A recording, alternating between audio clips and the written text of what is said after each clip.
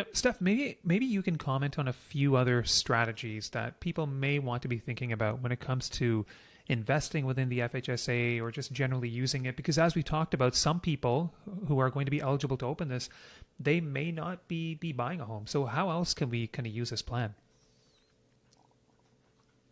Yeah, let's talk a little bit about different strategies for that.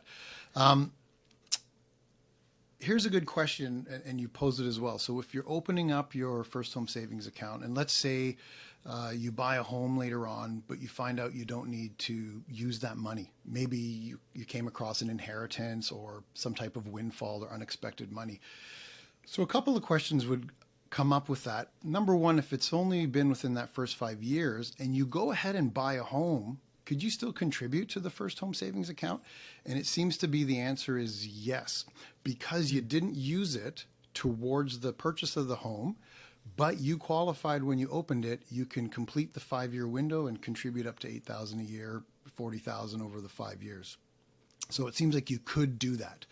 I don't know if the CRA will look at that or change the rules, but presently that's the wording that they're using. What if you don't plan to buy a home at all? So you find yourself eligible to open up this account, but you're really not planning to buy a house. Is it still worthwhile to open one? I would argue yes. You should go ahead and make use of this account if you're eligible to get one opened up. Even if your plan becomes a long-term one, that's fine. Fill it up, go into a long-term time of frame, and then you'll know that at the end of the 15 years, you'll roll it into your RRSP. So like you said earlier, that could kind of give your RRSP a nice boost at some point in the future. Buy some growthy ETFs in there, let them do their thing, and then transfer it over when the time comes.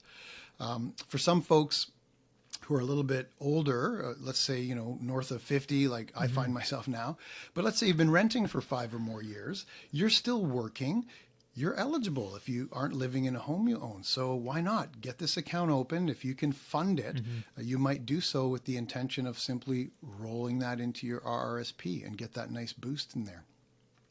Another little strategy would be for folks to gift money. So if you're thinking about kids or grandkids, money that you gift to someone is after-tax money. The CRA is okay with that. If you gift someone $8,000 and your child or grandchild, assuming they're of the age to open up an FHSA and they're eligible, they can pop that in there. So for folks who are looking to transfer some money generationally, this could be a good option. Same thing for the TFSA.